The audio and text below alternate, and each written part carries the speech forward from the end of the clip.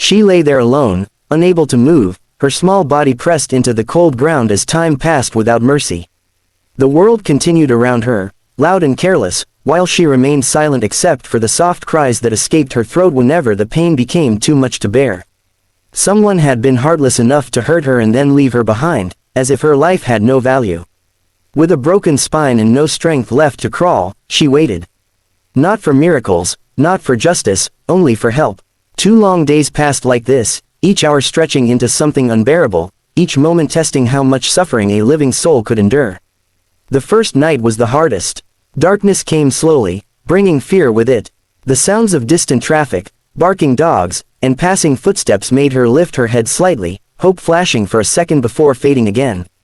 No one stopped. No one noticed the quiet life slipping away on the side of the road. The pain pulsed through her body, sharp and constant, but what hurt even more was the loneliness. Animals feel abandonment deeply. They don't understand cruelty, they only understand that they are alone when they should not be. By morning, the sun rose as if nothing had happened. Its warmth touched her fur, giving a small sense of comfort, but it could not heal what was broken inside her. She was thirsty, her mouth was dry, her breathing shallow. Flies gathered, and she tried weakly to move her head away, but her body would not listen. Every attempt sent a wave of pain through her spine, reminding her that something inside was terribly wrong. Still, she cried, not loudly, just enough to say, "I'm here. Please see me." People passed by. Some looked, then looked away. Some were too busy. Some were afraid of responsibility. It is easy to walk past pain when it does not belong to you. It is easy to pretend you didn't notice.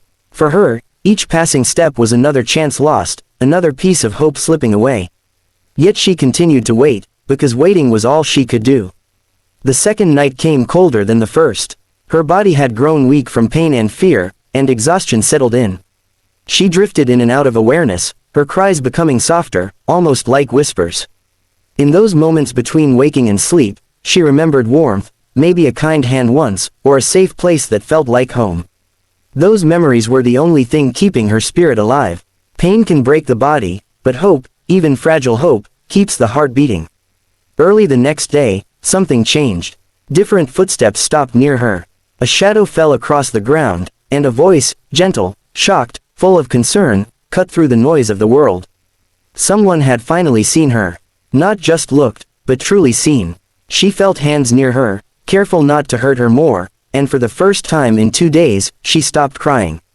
Not because the pain was gone, but because she was no longer alone. The rescuer's face told a story of disbelief and anger. How could anyone leave a living being like this? How could cruelty be so casual? But there was no time for questions, only action. Help was called. A jacket was placed under her to keep her warm. Water was brought close to her mouth. Each small kindness felt like a miracle after so much neglect. Her eyes, dull with pain moments before, now held a faint spark. She was still here. She still mattered. At the clinic, the truth was confirmed. Her spine was broken. The injury was severe, and recovery would not be easy. There were no promises, no guarantees. But there was something far more important than certainty, there was care. Vets moved quickly, doing everything they could to stabilize her, to reduce her pain, to give her a chance. She lay quietly, exhausted, but safe. For the first time since the injury, she could rest without fear. News of her story spread quickly. People who heard it felt a mix of sadness and anger, but also a desire to help. Messages came in from strangers offering support, prayers, and donations. Some said they cried when they learned she had waited 2 days in pain. Others asked how such cruelty could exist. And many more asked the most important question of all: how can we make sure this never happens again?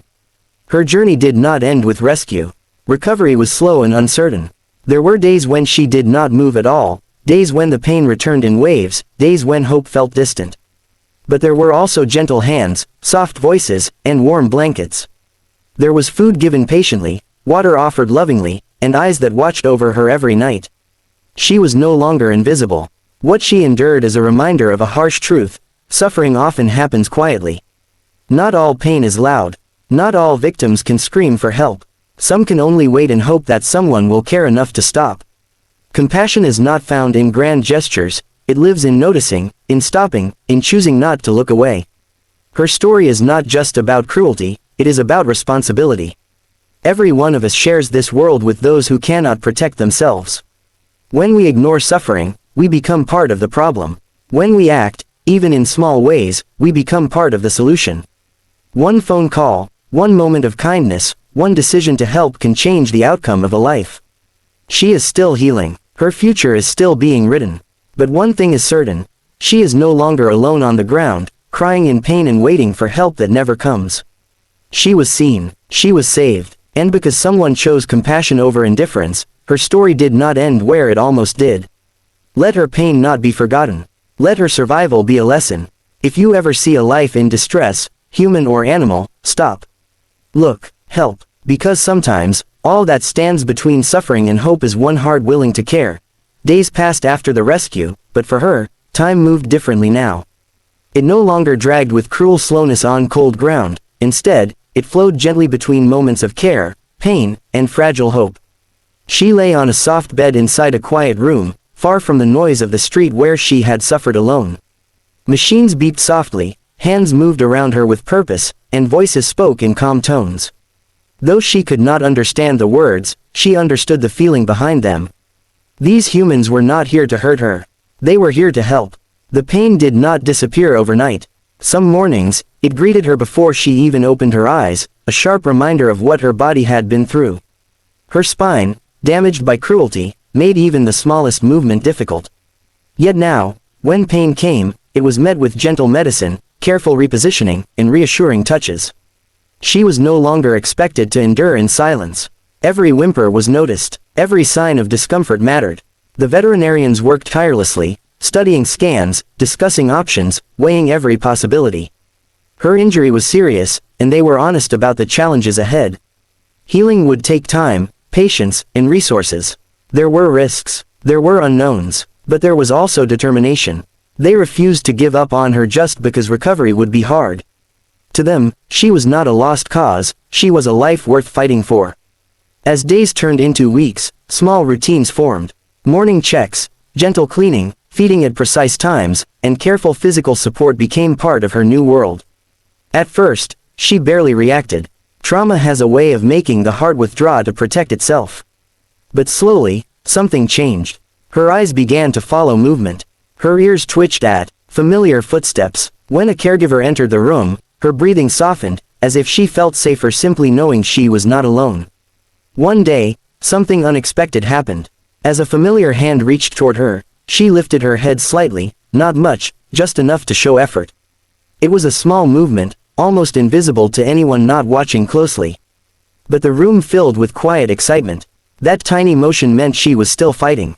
It meant she had not surrendered to pain. It meant hope was not foolish after all. News of her progress spread among those who had heard her story.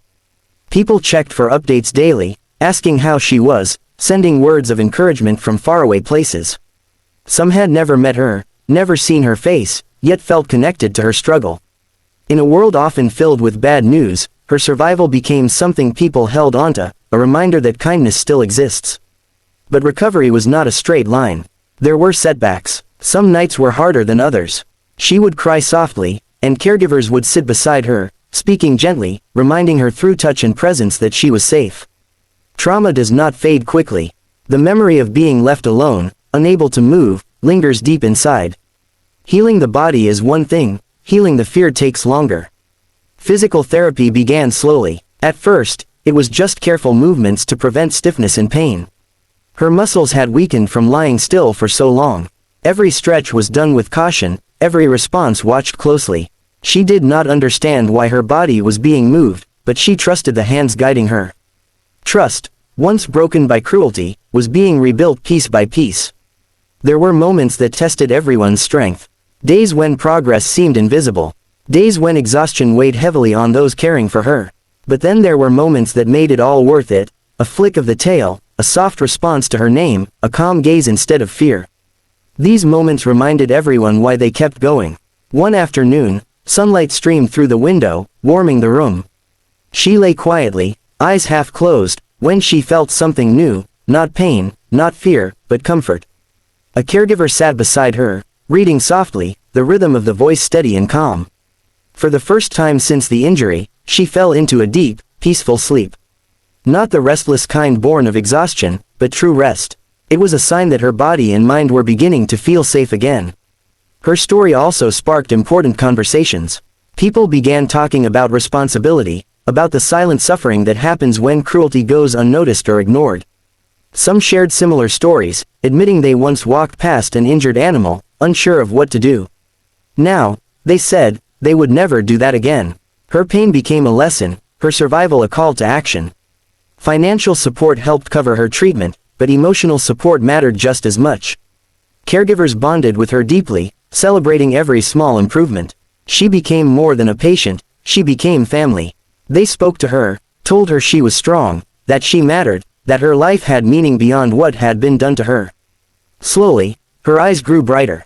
The emptiness that once filled them began to fade. She started responding to gentle affection, leaning slightly into touch, no longer flinching at every movement. These changes were subtle, but powerful. They showed that love was doing what cruelty had tried to undo. There was still uncertainty about her future. Would she walk again? Would she regain full mobility? No one could say for sure. But what everyone agreed on was this: whatever her future looked like, she would not face it alone. Whether she ran freely or lived with special care, her life would be protected. Her journey reminded everyone of a simple truth: survival is not just about staying alive. It is about being seen, being cared for, and being given a chance to heal. She had waited 2 days in agony, invisible to a world that moved too fast to notice. Now, that same world was watching, hoping, and learning. She had been broken, but not defeated. Her body carried scars, but her spirit remained. Each day she lived was a quiet victory over cruelty. Each breath was proof that compassion can arrive even after the darkest moments. And as she rested in that safe room, surrounded by people who refused to give up on her, her story continued, not as a tale of pain, but as a testament to resilience, kindness, and the power of choosing to care when it matters most.